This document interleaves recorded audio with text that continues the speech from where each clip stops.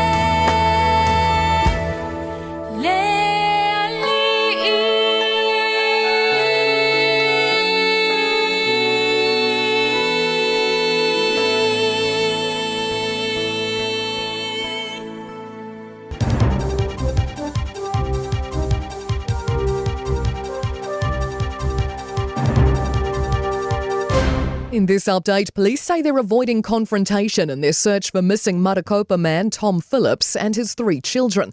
They've released CCTV footage they believe to be a sighting of Phillips and one of the kids.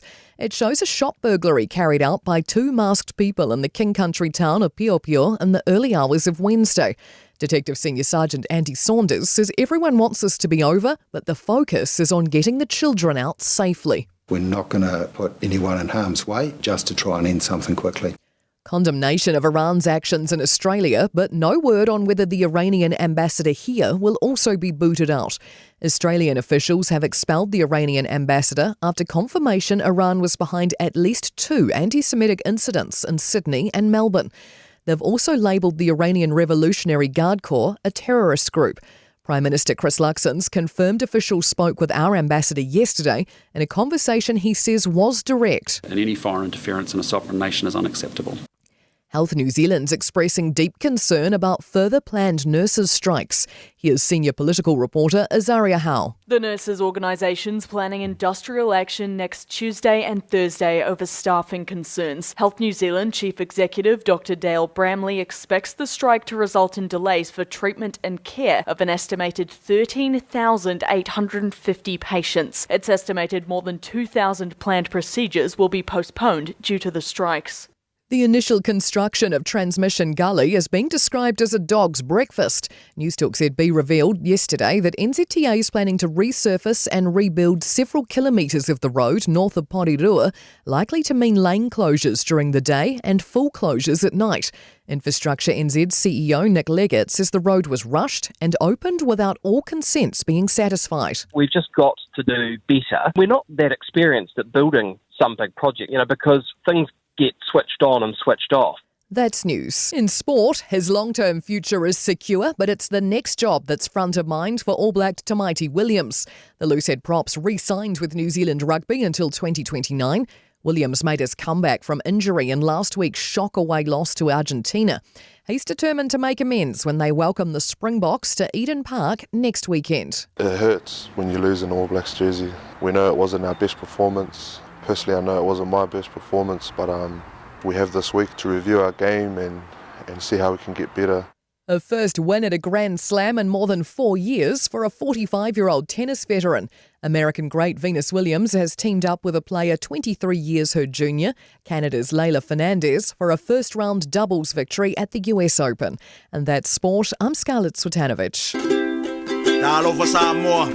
Aoauli nei o kasputi alu, awal suia ngila wa kio. Eva mai ina se fudu lima iva kolu. Amo, Radio Samoa, Vevela a.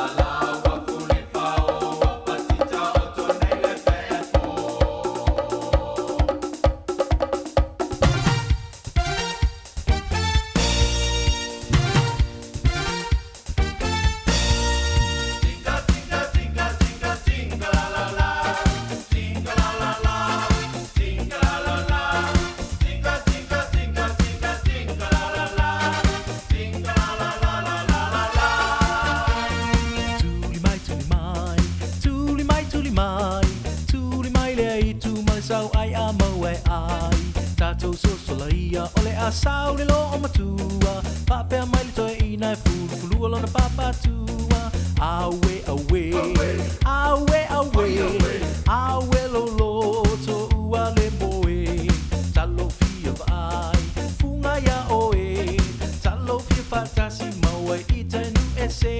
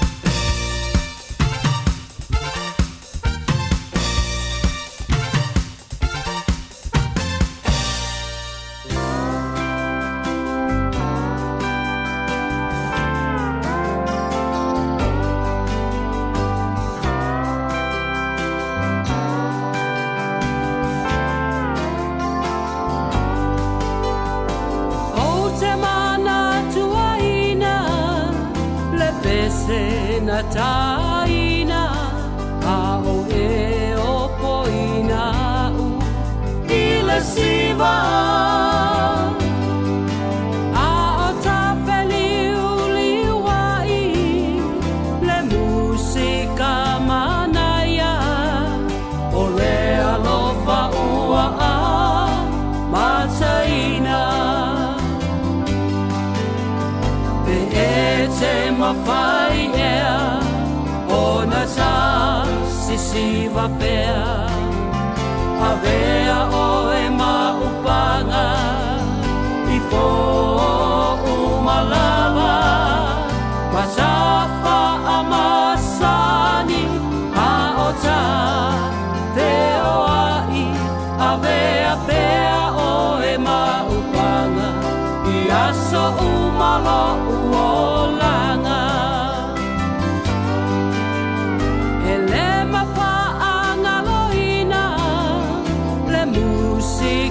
Manaya a ota ulima masisiva a o te patu ma o manatu natu e fia vea pea oe moa u pe ese mawhai Sisiva pea a vea o e maupanga I po umalava Matafa a masani a ota veo ai a vea pea o e maupanga I asa umalo uolanga I'll always remember the song they were playing the first time we danced, and I knew as we swayed to the music and held to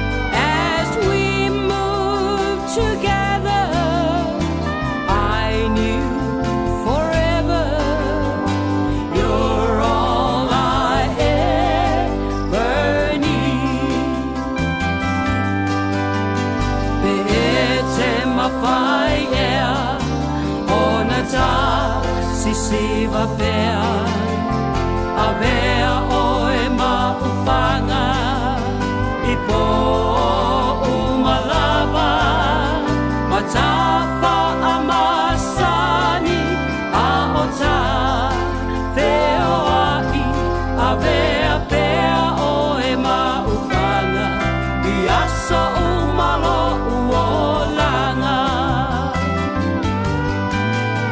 Could I have wished and for the rest of my life that you be my partner every night when we're together it feels so right.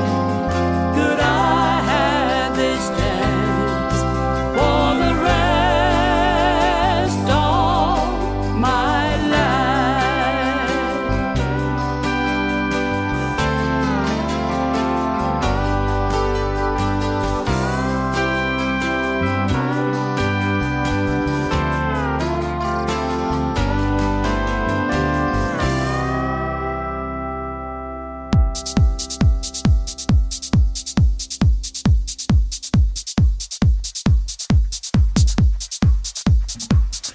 Fofogamua na le whaelia laritei le whantola taulanga I Samoa e peo re whaafunga tia le rivaingo la Aouli o lewa se fulu lima miru tu teni le tulai tasi tali ai le tanto polokalame whaapitoa mo le whinga palo ta Samoa le tulai lua I le Aouli nei. O lewa whaatasi mai ala vitalenga ia le ala kusofi le lei o le tautua Mala udanga le ale Enterprise Motor Group I Manukawa wale whala uloina o lana tautua ia mala la tau udanga foi waloa tausanga I tautonu o New Zealand a tova tala whantuai la utalinga le ale malone whele whiwa malone tau anta. Ia, malole soifua maua I lau so Fofogamua ia malo hoi whatau ata I wale tautua ina po se tātou atunu I nei aso e whatea mai au wingo tau. Yo e tau wha malu ama tau to ulu mai wanga o le famele official wa e tau e mamawhati munga e karo sianga o sa vidi male ma ulu ulua. Ia tau le o le aso nei au ngā elito I ngā mea pole o le jacket tu o le uta tā pali. Ia ka tenga umai tau e tolu. E mantua fui o eu tanto I nei au kilani e wha tau lima I leo se kupi. Ai malole on sai malole tau antai ia o tohe o se anga tau lunga so le rima sina ia o le huta tu ye le fai ngol vai aso ia o mai aso fili ngala puani e tanto fa ptoa o le nawa tapena mo le fio ato Samoa le fai ngol di vai aso ia fa tai lava le e lau ke tala fo mo le mato wa no ia o fo ne lau e fa ta lo fa ma o fo lo fa tu le fa po ma o se tato o tunu o lo fa yo na ma wa mai ta a whakalonga nei foi I tula le aso, ia, ta tono lo o lunga foi le au ina masina I lo se tātou atunu, ia, mai lava I maunga tele se ia oi, na tātou whanau, ia, whaptai mo le mātou wawanoa, ia, tūlanga mātani lava ia, nei aso I le tātou au nanga foi nei le Enterprise, ia, tūlanga mātani, lo tele mano noa e tātou ka walo whapitoa, ia, e a matatu le afe tālanga, na tolu afe ia tātou cash bonus, ia lono winga in fai au na fai lau fikilinga pe tana e tu I lau account ia pe fai fo inisi fufuanga ia ile se leni lea ia o tūlanga o le nei tau ia te longa whātu makata ia tūlanga fo ia il tātou atunu ele ngati ina tari fo I matapua I tūlanga lea o ele fai ngā fikilinga se tātou atunu ia o le tau fo ia le o longa na tūlanga mai se ia pe ta wala na tātou website o le enterprise.co.nz fai ona mau mai tātou ta vale ia e le ngata ina e sila ia ta vale o lo ia e me se foi tūlanga fo le o lo ia le link ia ta ta vale ta e ma fai ona fa nga yo mai lau finance ia o tūlanga māsani lava ma pe foi ta vale tua yo lo fia trading o lo fai fa tūlanga le tūlanga ia a pe fo I o lo au te silas finance ia e tono ale tūlanga o tauna mo se tūlanga o le tali finance o na o lo ia I lava tātou finance tato in-house finance fole mo pati no ina tau sanga se tato wa tunu ia a fa pe o lo e lunga o le marketi mo sa idea so sa ia a tono le last weekend fole nei o nei masina ia fa ati le foi wa ia tato savalinga ia o lo tele mana no e tato fa to su mai tala mai au i le tato wa lotoa nei i manukau i le 5 fitu ama i le 5 fitu tolu o mau mai tato ia te lua ia o le siat o le pate card ia le situ o lo ia ta vale fo ia e lunga to le sfulu lima ase ia ana i lunga tel mano no e tato piti apu malo mo tato website mo nisi fam talanga ia tato telefon masani o le over selau o na tasiono fata si vale pai fo e ona so tai mai ma fata la no lava ngana ia lo mo fo le sunga le pule ia te wikun ma fo ia tau o papo ia o to o na nei e fai ona vil mai ma so tai mai ia ta fa pe o lo to sa ili so sa wa fo ia le nei vai tau o le tau sanga ia fa tai ta to le tio Samoa la ustalanga Fofogamua mo le pato wa ma ia me te fo fa la wilo ino le tau tua vai ta to enterprise ia o lo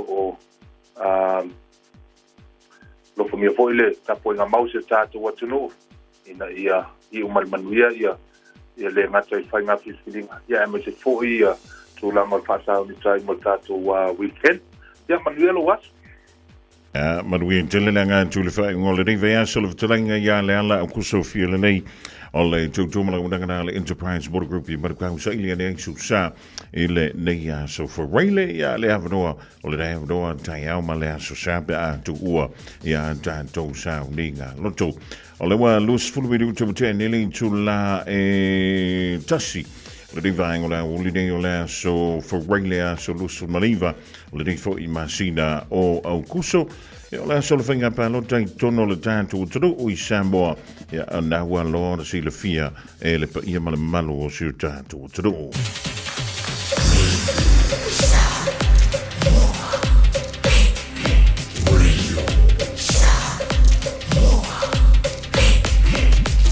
Tasi limo i votu, amo.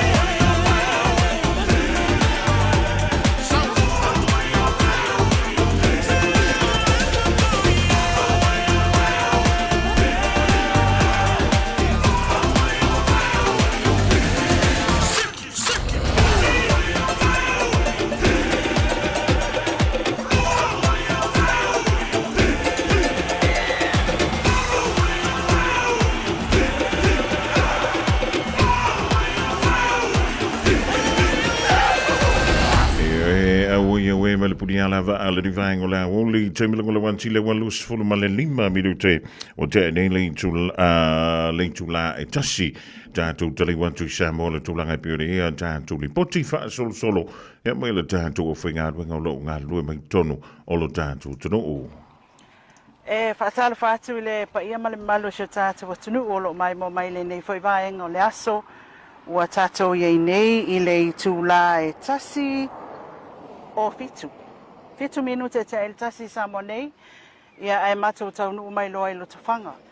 O tu atu o le mauta ngā luenga i lo tawhanga le e kale sia whapatuan Kirisiano Samoa i lo tawhanga ia mo le sila fia e tolu ia whale pālota i lo tawhanga. O le whamawina i lalo e le tātou ofisa whainga pālota o le whale pālota mua ma tātufu o le e whakasā o le whale pālota lua lea o lo tawhanga o le e whakasā ia ma le whale pālota roni tolu o vavau le e whakasā.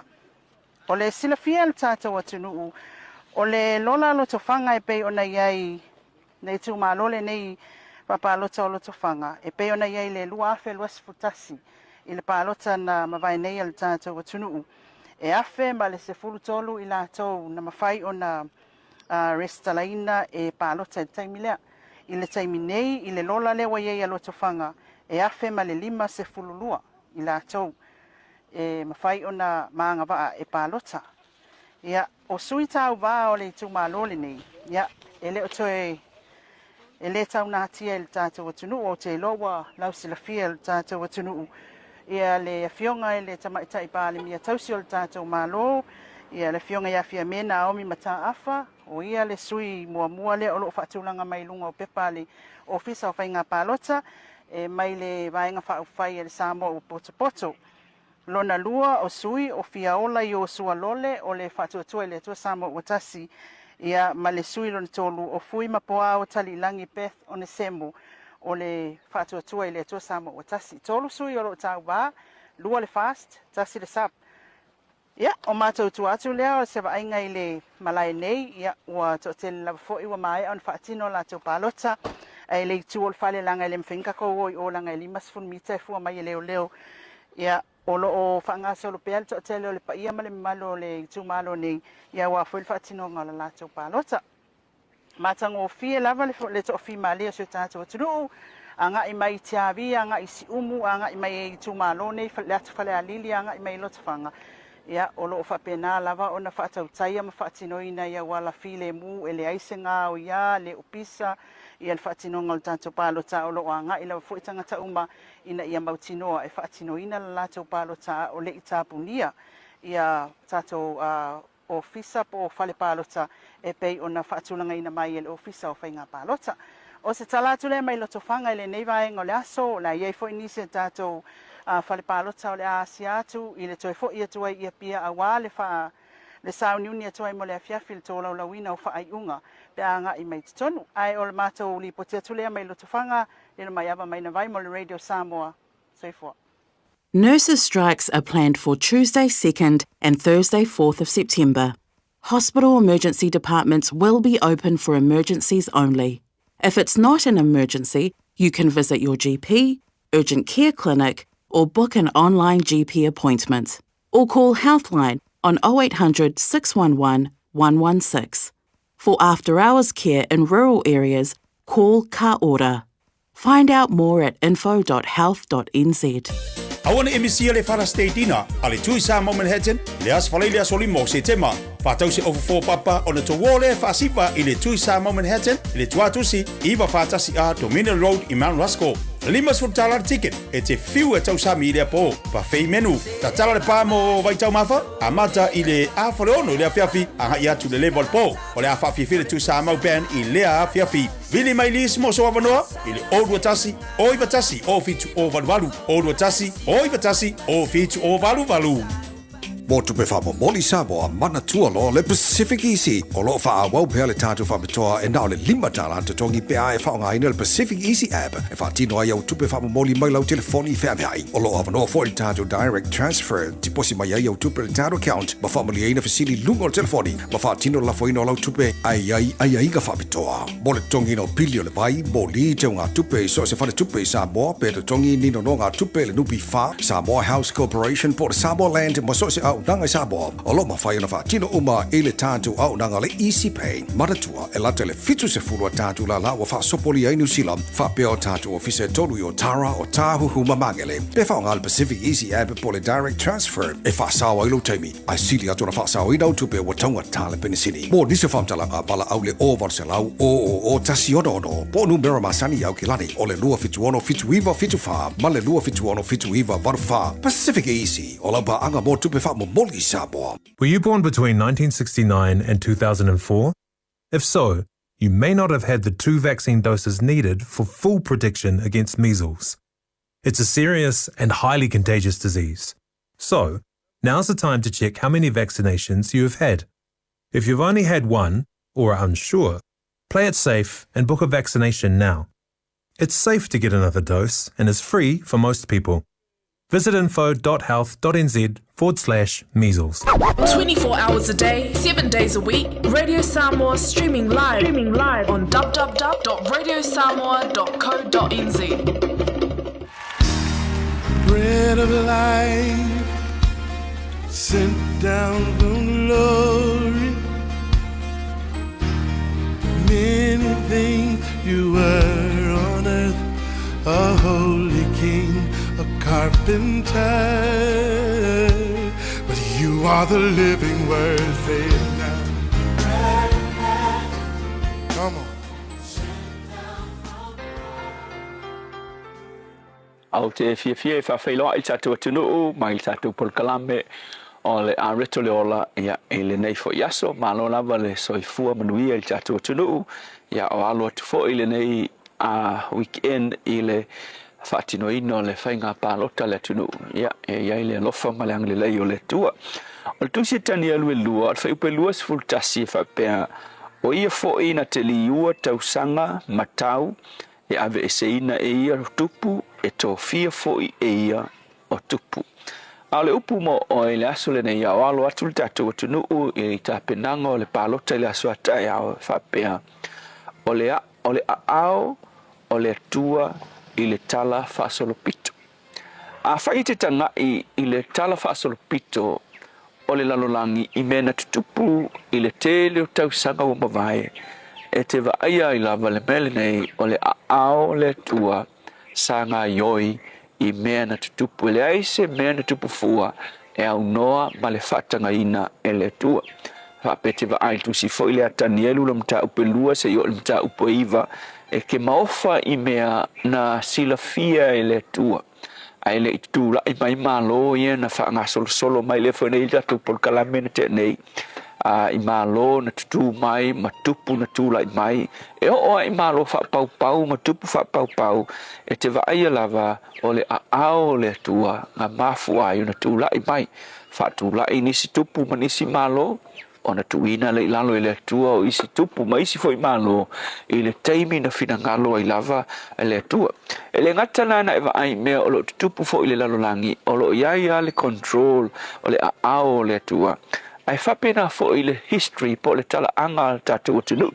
Ai wai le amatanga lava tātou atunu e te maofa e le io o mai le tala le lei Samoa e iai le valo anga na valo ia e fo I e le valo fo I le whawhine fo I le o na whanua ina ua alu atu mali atu le ngā alu e su ese ni aolo na malo e whai mai le tala na whanua ua le aise au tutoi ai na whaila na tala ea mali atua ia vai tali ilangi se ao lo malo ele ileva kwa ia le vai tau na fai ele tala na whanua ia mali toa ai tau nu mai le tala le lei le ana au mai e missionary ai le tau sanga tasi balu tolu sfulu fai mai le tala le mafua anga lea na fai ngofie ai una talia mali toa ia le va lotu na sau ma le fe au le tala le lei ona ina uo mai tangata papa ene na tō ma natu mali toa I le tala na whanua na fai atu fatali le langi so malo ai vai ku mali to ka ngaka pinga ngaka mai le langi tanga te papa e tanga te o mai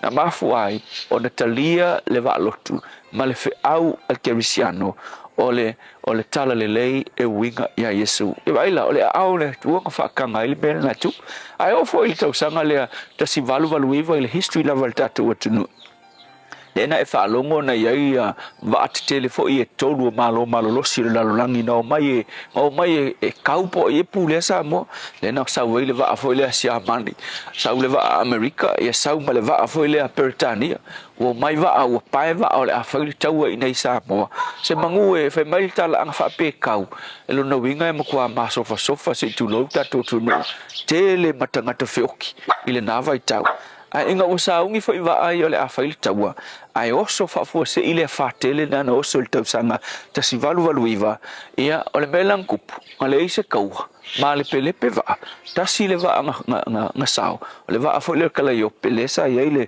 va a Pertania ele va ala nga sao o mai fonga ole ise fi na ngana fai ai tu file mu le va aingo Samoa e va ai le malo Pertania le nga sao la tuva le ala nga sao nga le mu malavea e mai ai le taua se manu tu le ala sa vai ingai me fa tau va po ngai me titia o lo e va ai la va me na tupu ile tunu ile amatanga le ao le tua i lungo Samoa e le ngata ile o le tuto tasi Samoa se fa solo mai ai ile taimile nei o lo e va ai pea le ao le tua o lo ngai yo il tatu tunu so il fai nga palota fo il tatu tunu le aso ataya o ke lo lava tatu fatanga le ao le tua maka ku kangi le tua ia fa au le ngai yo lo na ao i lunga le tunu na te tofia a fai mai kala ku spaia na te fatuina tupu nga ke kuinga ilalo tupu na ke fatuina malo na te tuina ilalo malo o le pule lava leta si tatu te fatu tuina o le a fai ai lona fina ngalo ile aso atayao ile tatu fai nga palota vea fo ile nei avanoa fa manuia try tatu pol kalame masani le nei aso taitasi o le a reto le ola ile fai nga filfilinga o le atunu ile aso atayao ia ile file mu o le tua male a ao le tua tai filfilinga tangata malona file mu e pulea ma fau o tangata ile unga o le ai le palota atayao le tua fafitai tele lava mātou te tu ina atu la mātou atunu i le aso atayao i le whainga palota o le aao na mātou wa aia na ngai oi mai le amatanga e o mai le taimile nei mātou te talo i le aao e ngai oi pea mātou tofi tai o le atunu fafitai Yesu, amen.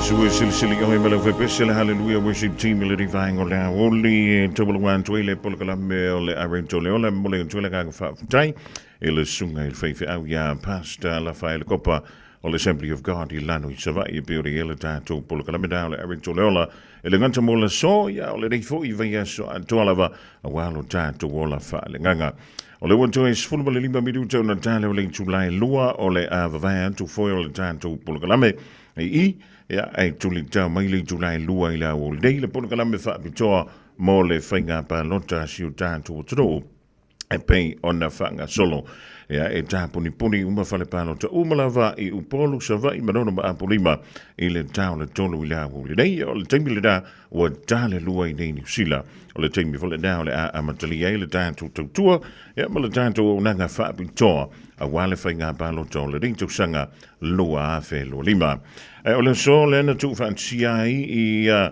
le sunga I le whaafengainga ia Reverend Johnny Salilo Fano o le e whaka a sa ia mai America Samoa ma le fionga ia niwa folau tua mawha tangto talonto I le sakala mento o le whaai poiponga ia mole antua ia lo whaanga mai le pulenga ma lau whainga alwenga le Radio Samoa I le liun ngali fo ia fua tele le niu ma ia tātou maua pēr le ola fia e le nganta I nei New Zealand ia o Samoa ai wha pēr foi ia le 21 le ngā luenga le tua e America Samoa ai one e misia ia le tātou polakalam wha tōna o whainga pālota Samoa I le tau le lua I le Aoauli nei. O e mana o mia ni lau papa ananga tā, le lei o na tā penaina, masau nia a wāwhau sanga o maota, maso o se tū ai ngā whale. O le Wood Mart I Penrose, o ai longa lana au nanga, o vātu ma le 25 tau sanga, I le ngau sia, ki le vaina, ma le awina atu foi o ana lau papa I atu no umamau. A fio mai loa, 5 tasi Great South Road, Penrose, pe vili le o lua tasi, lua whaono, 5 whaafesili mo Chris Olber. Nurses' strikes are planned for Tuesday 2nd and Thursday 4th of September. Hospital emergency departments will be open for